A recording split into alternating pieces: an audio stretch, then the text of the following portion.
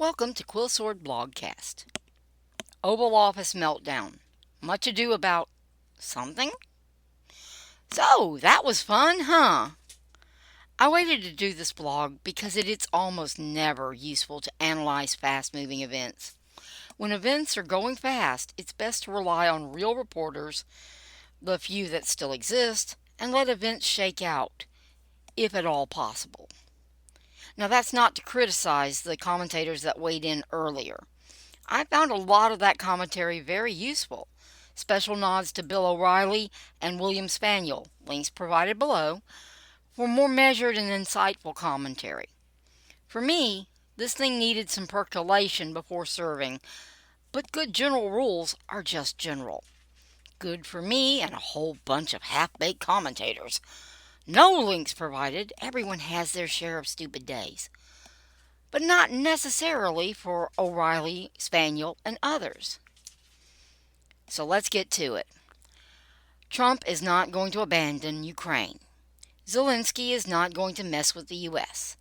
The whole thing will settle down and mostly be forgotten.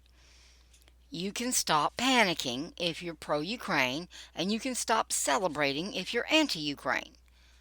This was both a major muff-up, anyone's guess as to whose mistake this actually was at this point, and a minor tiff. What made it weird was that it happened in front of the cameras. That was not Trump playing 4D chess or Zelenskyy being a jackass. Vance set off the fireworks, and I'll be talking about that more next post. No, this was a heated discussion, and they happen all the time. What they are not supposed to do is happen in front of cameras. Who was at fault? Doesn't matter. Will it get smoothed over? Yes. Yippers. Probably within a week or two. Hard to say with how insane Trump's schedule is right now. Is that a dig at Trump? No. Have you seen how much stuff he's done in the last 6 weeks? The man is busy. Is it important? Well, depends. As an event, no. It's minor and they'll kiss and make up. No, not literally. Ew, what's wrong with you? As an indicator, oh heck yeah. Europe, Russia, and China are all going in overdrive trying to milk out all the possible implication. Same thing the media did over the weekend, but with better analysts. Going forward? Hard to say.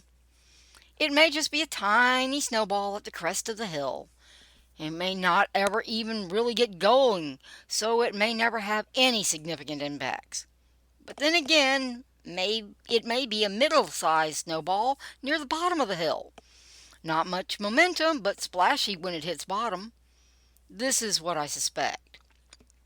What it isn't is a huge snowball at the top of the hill. Seriously, calm down, guys. Western Europe likes to talk, and talk, and talk, and talk. They aren't big on doing, just talking and writing regulations. This is one part of Europe's overall stagnation.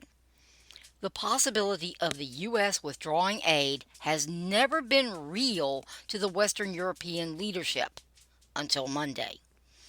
Even the relatively minor withdrawals, no, Ukraine won't fall next week, blasted that leadership out of its complacency.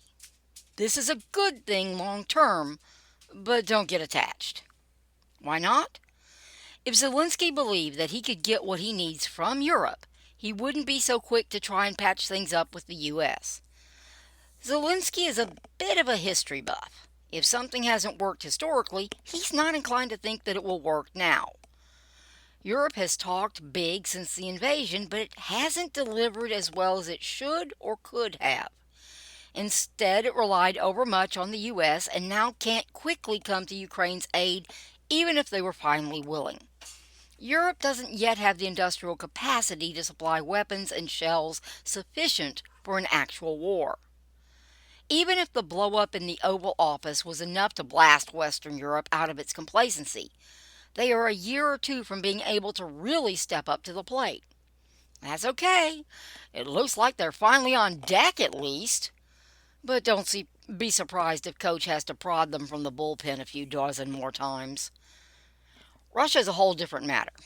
Were they happy to see it happen? You bet, and their media will be milking it for months. But just how stupid is Putin? I mean, I've overestimated him before. He was stupid enough to invade Ukraine in the first place. But is he really so dumb that he can't see the potential for a snow job? No, Putin could be a total moron. He isn't. But it wouldn't matter. Putin is most definitely a Russian.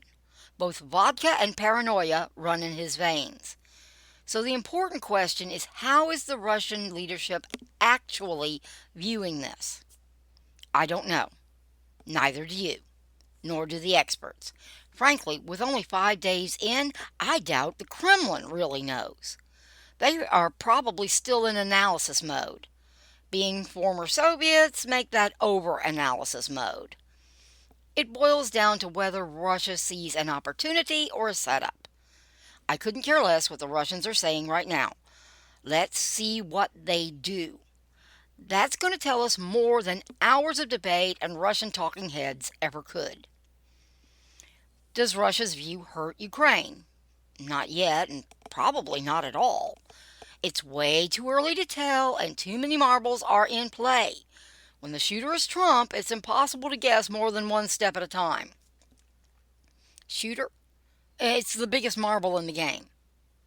You've never even seen a game of marbles, have you? Whippersnapper. What about China? They'll be annoying jerks. The usual. No, I'm not kidding. China's leadership is a pain in everyone's backside most of the time. But they are not stupid enough to poke the hornet's nest with a short stick. They prefer to throw rocks from a distance. Will they invade Taiwan? Nope. Ever? Doubt it. Can't promise, but it's a difficult thing for an experienced military, which China doesn't have, and ships are amazingly easy for submarines to sink. China could have a bad case of the stupids, but it's more likely they will keep biding their time. For now. But they are having way too much fun laughing at this mess. It's a bad plan for the cry-bully nation. Keep being a jerk and eventually someone will punch that nose of yours. Trump doesn't seem in the best of moods where international relations are concerned right now, and China would be well advised to give him wide berth for the time being. Don't worry, they won't. Like the annoying little troublemaker that loves to start other people fighting, China can't help itself. The tariff wars have already started. But won't Trump just stop all the aid and walk away? No. Haven't you been paying attention? Trump never said anything about stopping all aid. Trump never said anything about backing Russia. What the man said was that he could get a peace deal. Trump rarely commits to things he doesn't fully intend to get done. Trump wants a peace deal, and that's exactly what he plans to get. Zelenskyy and Putin both be darned. Of course, it'd be a lot easier if Putin didn't need to deal with either Zelenskyy or Putin, but them's the breaks. Trump needs Zelenskyy to put pen to paper when the details are ironed out. He also needs Zelenskyy to shut up for now. He'll likely get that second one, but the deal is going to have to be pretty sweet to get that first one. Zelenskyy has a weak hand, as Trump pointed out. But that's not the same thing as no hand at all. Same is true about Putin. Only Putin can sign off on a deal for Russia. And if Putin would keep his trap shut, Zelenskyy would be less of a gadfly. But before you feel too sorry for Trump, the man wrote the book on negotiating. Literally. Regardless of the meltdown, Trump wants that deal. He'll accept Zelenskyy's apology even if it's weak. He needs Zelenskyy, and he's made his point about how tough he can be if he needs to. Zelenskyy is no fool. He got the message. They will make nice and sign something. The process will continue. For all his bluster, Trump isn't a jerk. He isn't an idiot either. It's not a good deal if one of the parties loses. Win-win, or you get nothing at all. So, no, Trump won't abandon Ukraine unless he absolutely has to, which he will not let happen. Trump said he could get a deal. He will do that because his reputation is on the line. After all, he wrote The Art of the Deal. It'd look bad if he couldn't make a deal after he said he could. And he probably honestly does want to stop the violence. Trump, by all accounts, can be a really nice guy, but not across the negotiating table.